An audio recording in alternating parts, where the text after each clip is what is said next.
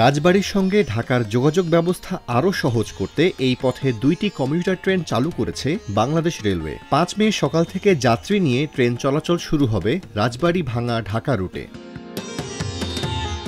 ৪ মে মাদারীপুরের শিবচরে এক অনুষ্ঠানে ট্রেন দুটি উদ্বোধন ঘোষণা করেন রেলমন্ত্রী মোহাম্মদ জিল্লুল হাকিম। উদ্বোধন অনুষ্ঠানে সভাপতিত্ব করেন রেলের মহাপরিচালক সর্দার শাহাদত আলী।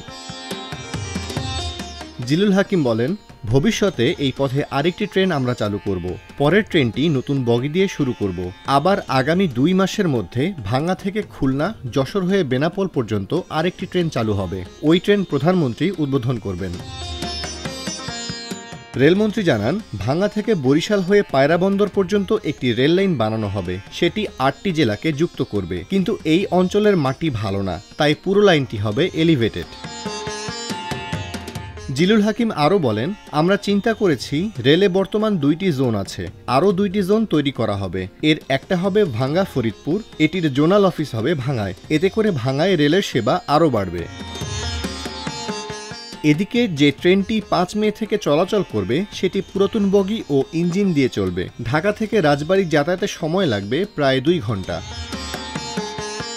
ট্রেনটিতে ২৪টি প্রথম, ৪৪টি শোভন চেয়ার এবং ৪২৪টি শোভন শ্রেণীর আসন ব্যবস্থা থাকবে। উভয় পথে ভাঙ্গা জংশন, শিবচর, পদ্মা ও মাওয়া স্টেশনে যাত্রা বিরতি থাকবে। ট্রেনটিতে সাপ্তাহিক বন্ধ থাকবে শুক্রবার।